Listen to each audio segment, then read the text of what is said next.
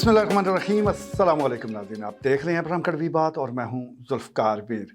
नाज़रीन, अगर आप बोर हो रहे हैं और आपका जी चाहता है कि आप दिल खोल कर हंसे, तो कुछ लतीफ़े सुनने की या पढ़ने की ज़रूरत नहीं है। आप सिर्फ जंग से पहले जो भारतीय मीडिया और लोग वहाँ के बात कर रहे थे, सिर्फ उन दावों को सुने और फिर जंग के बाद जो हालात हैं, जो गुफ्तगू है, जो उनका मीडिया कह रहा है, उसके साथ ज़रा मुआवज़ना कर लें तो आपकी हंसी नहीं रुकेगी।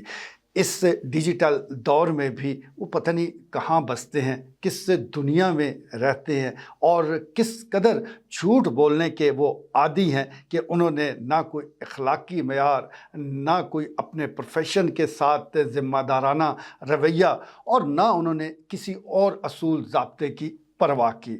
इसी तरह अपनी आवाम को यकतरफ़ा जो एक पिक्चर है वो दिखाते दिखाते खुद अपनी साख जो है, जो पहले ही बहुत मुतासर थी, अब बिल्कुल ख़त्म करके बैठ चुके हैं। जंग के पहले के हालात और जंग के बाद के हालात वो बड़ा एक वाज़ेह पिक्चर पेश करते हैं। दूसरी तरफ पाकिस्तानी मीडिया है, हमें 100 गिले शिकवे हो सकते हैं, लेकिन इस जंग के दौरान पाकिस्तानी मीडिया ने इंतहाई ज़िम्मेदाराना किरदार अदा किया। कोई ऐसी ख़बर वो नशर नहीं होने दी कि जिसकी बुनियाद पर कोई ये कह सके कि ये ख़बर जो है वो बाउंस बैक हुई है, ये ख़बर गलत साबित हुई है। कोशिश की गई है कि नपे तुले अंदाज में तहकीक के बाद ज़िम्मेदार ज़राए के मुताबिक वो ख़बर दी जाए और यही वजह है कि जंग के दौरान जो जो ख़बर आई बाद में उसकी तस्दीक भी होती रही। और मैं समझता हूँ कि इसमें DGI SPR और दीगर जो इदारे हैं उनका बड़ा अहम किरदार है कि उन्होंने बर वक्त अपडेट भी रखा अपने मीडिया को, साथ साथ उनको फीडबैक देते रहे और जो बताते थे वो करते भी थे। भारत की तरह मामला नहीं था कि कर कुछ और रहे हैं, मैदान जंग में हो कुछ और रहा है और अपनी आवाम को कोई और ही तस्वीर दिखा रहे हैं। तो इस वक्त हालात ये हैं कि पाकिस्तान के गली गली मोहल्ले में और करिया करिया गांव कस्बा ठोकों पर जश्न का समा है। आप रोज़ाना मुख्तलिफ रैलीज़ की खबरें सुन रहे हैं और पाक फ़ौज के साथ और पाकिस्तान की इस फतह पर लोग शुक्राने के नवाफिल भी उन्होंने अदा किए और साथ साथ खुशी का इज़हार कर रहे हैं, भंगड़े भी डाल रहे हैं और रैलियाँ निकाल रहे हैं। मैं समझता हूँ कि ये सूरत-ए-हाल इंतहाई मौज़ू है और बिलखसूस पाकिस्तान के हवाले से पाकिस्तान को इसकी ज़रूरत थी। दूसरी तरफ भारत है कि जहाँ सख्त गुस्सा पाया जाता है, उनके पार्लियामेंटेरियन की गुफ्तगू सुने, उनकी आवाम की बातें सुने और खिसियानी बिल्ली खंबा नोचे के मुस्ताक जो उनका मीडिया है वो गुफ्तगू जो कर रहा है वो सुन के, जिस तरह मैंने आपको गुजारिश की है कि हंसी रुकने का नाम नहीं लेती। दूसरी तरफ जो भारतीय वज़ीर आज़म है नरेंद्र मोदी, जो मैं समझता हूँ कि सारे बहरान के इसके ज़िम्मेदार हैं, उनका मुतकब्बराना रवैया जो है वही वजह बना इस पूरे खित्ते को एटमी जंग की तरफ धकेलने में। तो वो अब खोखले नारे लगाने में मसरूफ़ है, अपनी आवाम को, अपने वोटर्स को मुतमईन करने की नाकाम कोशिश कर रहे हैं। गुज़श्ता रोज़ भी उन्होंने कौम से खिताब किया। खिताब क्या था, बस मजाक ही था और चुटकुले थे, लतीफ़े थे जो उनकी मुंह से झड़ रहे थे और मैं समझता हूँ कि पाकिस्तानी तो उसको सुनकर बिल्कुल हंसे होंगे। इंडियन अवाम में भी कई ऐसे सूझबूझ रखने वाले लोग हैं कि जिन्होंने ये जो दावे थे उन पर ज़रूर उनको भी हंसी आई होगी। तो ये सारा एक जंग से पहले और जंग के बाद का जो सिनेरियो है हमारे सामने है। हम जितना भी रब ताला का शुक्र अदा करें वो कम है, क्योंकि ये रब की मदद के बग़ैर इतना बड़ा मार्का सर करना मुमकिन नहीं था। पाकिस्तान को इसकी शदीद ज़रूरत थी और अल्हम्दुलिल्लाह ये मौका तो हमें दुश्मन ने दिया, लेकिन अल्लाह ने मदद की और आज हम सुरखरू हैं। साथ साथ मैंने गुज़श्ता प्रोग्राम में भी एक गुजारिश की थी कि हमें अपनी कमज़ोरियों को फरामोश नहीं करना चाहिए। जश्न अपनी जगह, लेकिन इस जंग के हवाले से ज़रूर देखना चाहिए कि कहाँ कहाँ हम کمزور رہے یا کون سی ایسی کمزوریاں ہیں جس کی وجہ سے دشمن نے فائدہ اٹھانے کی کوشش کی. وہ فائدہ اٹھا نہیں سکا یہ تو الگ معاملہ ہے، لیکن اس نے کوشش کہاں کہاں کی. اور اس میں جس طرح ہماری معاشی حالات ہیں اور ساتھ ساتھ دہشت گردی ہے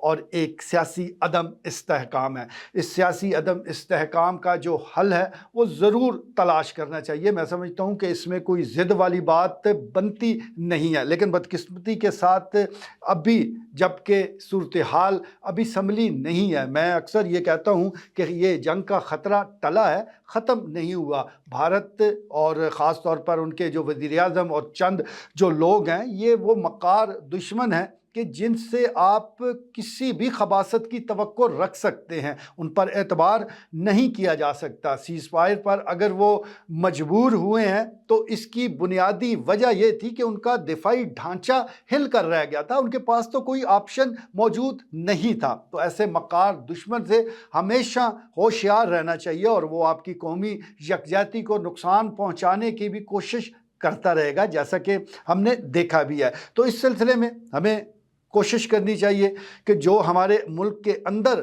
تفرقات ہیں، اختلافات ہیں، اس کو دور کیا جائے. بہت سے سیاسی رہنما جن کا تعلق پاکستان تحریک انصاف سے ہے وہ بڑا واضح بیان دے رہے ہیں کہ یہ جو جنگ ہے یہ پوری قوم نے مل کر لڑی اور اس میں کوئی دو رائے بھی نہیں ہے. اکا دکا لوگ ہو سکتے ہیں لیکن پوری جو قوم ہے وہ پاک فوج کے پیچھے کھڑی تھی اور اس وقت وہ جماعتی بالادست جو جماعتی وابستگیاں ہیں اس سے بالا تر ہو کر وہ سوچ رہے تھے اور عمل کر رہے تھے. تو اس ساری صورتحال میں جیسا میں گزارش کر رہا ہوں کہ اب معاملہ یہ بنا ہے کہ اب اس کے بعد ایک گرفتاریوں کا راؤنڈ شروع ہو چکا ہے. چکوال سے ہی خبر آ رہی ہے یوسف نواز بٹ ان کو گرفتار کیا گیا ہے. ان پر الزام ہے کہ انہوں نے مختلف کوئی ایسی پوسٹیں شیئر کی ہیں جس کی وجہ سے جو وجہ بنی ان کی گرفتاری کی. تو اس سے گرفتاری کے حوالے سے مختلف سیاسی شخصیات کے بیانات بھی سامنے آ رہے ہیں. خاص طور پر جو سابق صوبائی وزیر جناب یاسر ہمایوں سرفراز کے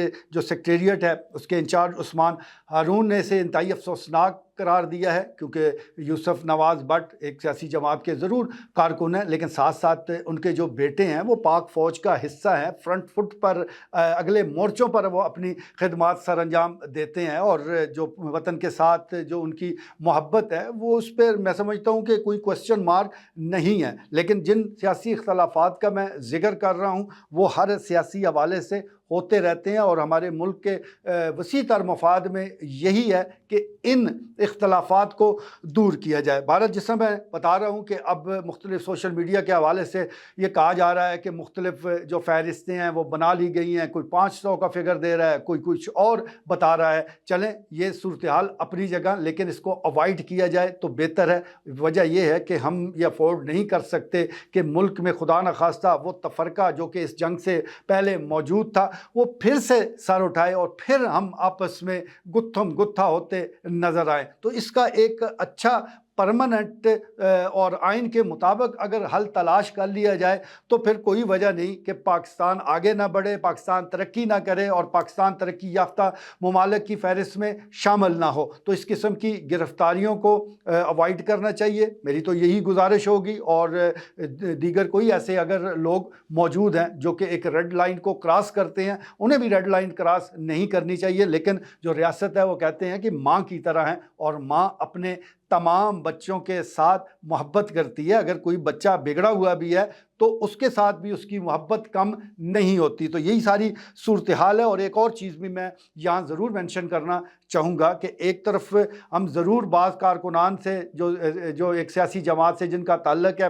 ان سے گلہ کرتے ہیں، لیکن ایسے لوگوں پر بھی ہمیں نظر رکھنی ہوگی کہ جو دیگر سیاسی جماعتوں کے ساتھ ان کا تعلق ہے، ان کے کارکنان ہیں اور وہ شے دیتے رہتے ہیں، وہ بھڑکاتے رہتے ہیں دوسری سیاسی جماعت کے کارکنان کو. تو یہ جو شعبدہ بازیاں ہیں جو سوشل میڈیا کے ذریعے کمنٹس در کمنٹس اور جواب الجواب، یہ ساری صورتحال یہ ملک کی سلامتی کے حوالے سے کوئی اچھی بات نہیں ہے. ہاں बहस मुबैसा अच्छा अमल है। आप अगर किसी नुक्ते पर एक अखलाकियात के दायरे में रहते हुए बहस करते हैं तो वो बहुत ही, मैं समझता हूँ कि सेहतमंदाना मुकाबला है, उससे कोई अच्छी बात ही निकलेगी। लेकिन ज़िद के साथ बहस, और वो भी इस अंदाज से करना कि एक तरफ एक ज़िद्दी शख्स खड़ा है और दूसरी तरफ एक और ज़िद्दी मौजूद है, तो उसमें से निकलना कुछ भी नहीं है। तो सियासी माहौल को बेहतर बनाए बगैर हमारा आगे बढ़ना ये बहुत ही मुश्किल है। तो अब बारी यही है कि सरहदों की अल्हम्दुलिल्लाह हमारी पाक अफवाज ने भरपूर हिफाजत कर ली। अब अंदरूनी जो नज़रियाती सरहदें हैं और अंदरूनी जो सियासी सूरत हाल है उसको काबू पाने का वक्त है। सारे मामलात ताकत से नहीं होते, कुछ समझ बूझ से भी इन मामलात को सुलझाया जाना चाहिए। और मैं उम्मीद करता हूँ कि इस सिलसिले में किसी जगह भी सियासी इंतकाम की बू नहीं नज़र आएगी और कोई ये नहीं कहेगा कि ये सियासी इंतकाम है। ये वैसे ही हो सकता है या ये तभी मुमकिन है कि जब आइन के मुताबिक सही तरीके से गैर जानबदार रहते हुए तमाम जो हुकूमती इदारे हैं वो अपना काम करें। आज के लिए इतना ही, इजाज़त दीजिए। अल्लाह ने के बाद।